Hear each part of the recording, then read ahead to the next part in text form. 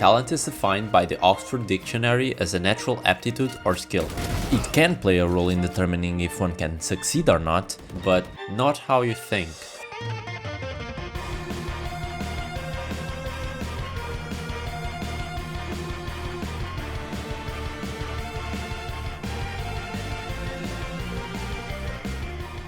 I watched this Corey video the other day about how he was trying to rank up without talent. And on the video he describes how almost every pro player have talent in some capacity. But I kinda disagree. Talent is often seen as a gift, something that you're born with.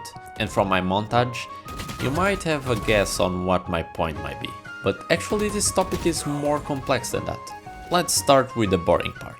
Do genes matter? The answer is yes. Of course genes matter. And for a lot of us, that sucks.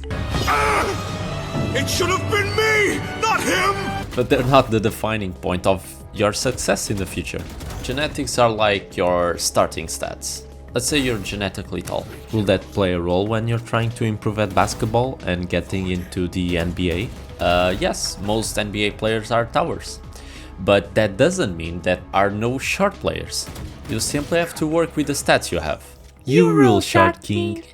Another example are identical twins. Identical twins share almost 100% of their genes, right? But they possess so many different qualities and talents. Because there's nature and there's nurture. Which leads me to the next point. Talent versus hard work. People often underestimate the skill of someone based on talent alone. But whatever the stats you begin with, you'll never achieve your full potential without putting in the effort. Not everyone who works hard is rewarded, but all those who succeed have worked hard.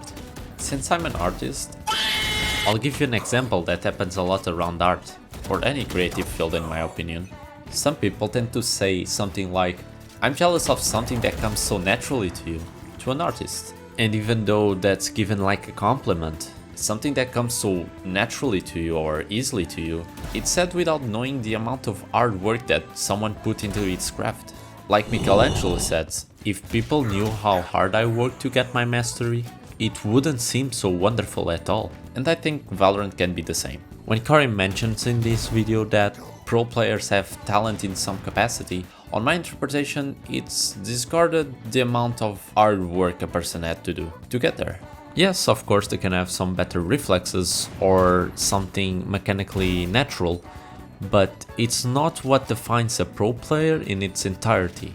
According to Malcolm Gladwell, there is a rule, that you might have heard of it, the 10,000 hour rule, asserting that the key to achieving the true expertise in any field is simply a matter of practicing, for at least 10,000 hours.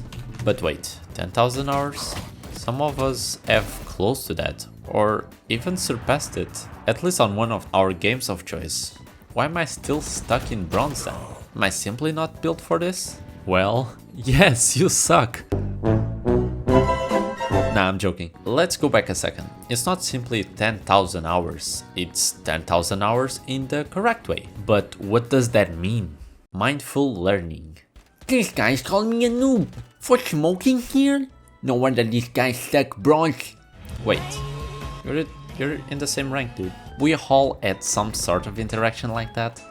The truth is, if we are both bronze, gold, diamond or whatever, we'll still have a lot of things to learn.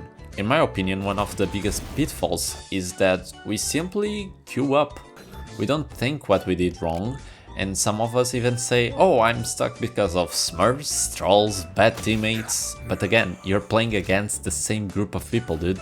The same rank. And that's why VOD reviews are so powerful, because you get to see your own mistakes and learn from them, and not simply die, GG, go next, and do it all again. And if you don't want to go that far, simply try to think why you died. I'm not sure about this, but I think that's why pros usually are great in other video games as well, because they are good learners. And even if your mechanical skills aren't naturally as good as some of these guys, I think practice and mindful learning will make you a monster at anything you do. You might just need a little more time. Environment. I feel like it's important to talk about your environment. We talked about how the stats you're born with will affect you, but I think your spawn point matters as much. No!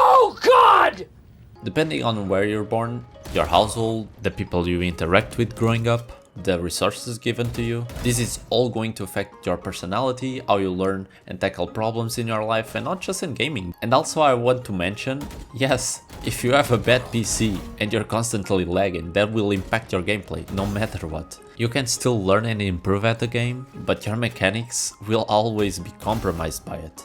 There was also a study of a psychologist named Laszlo Polgar that with his wife tried to prove that greatness was achievable through hard work and not something genetic.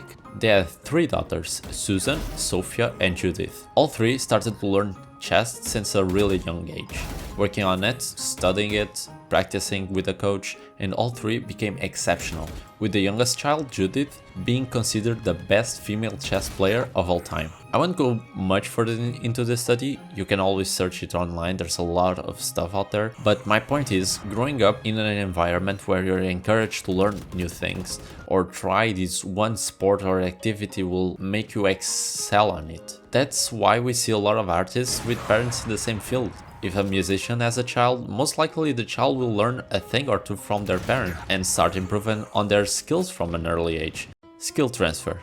Yep, that's right. The stats that you're improving for one skill or game can transfer for multiple skills. Let's talk about Valorant. Valorant is a tactical shooter with precise gameplay. As a FPS game, the mechanics can be transferred from another game.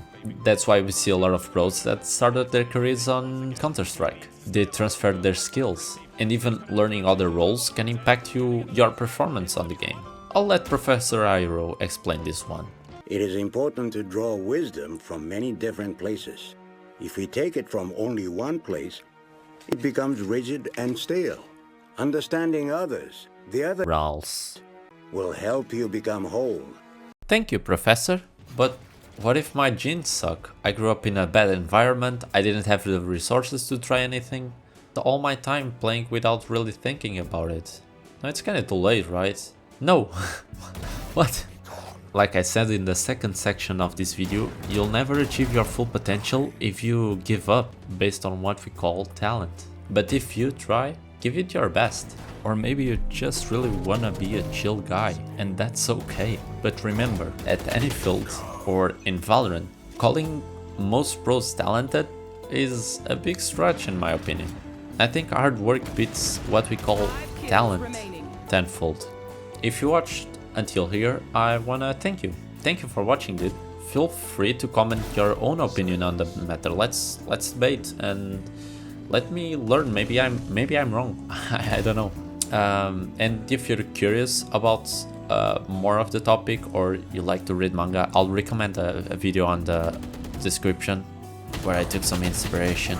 And there will also be a Corey video on the description if you want to watch it. But yeah, that's it. Bye bye. Kiss kiss. Bye bye.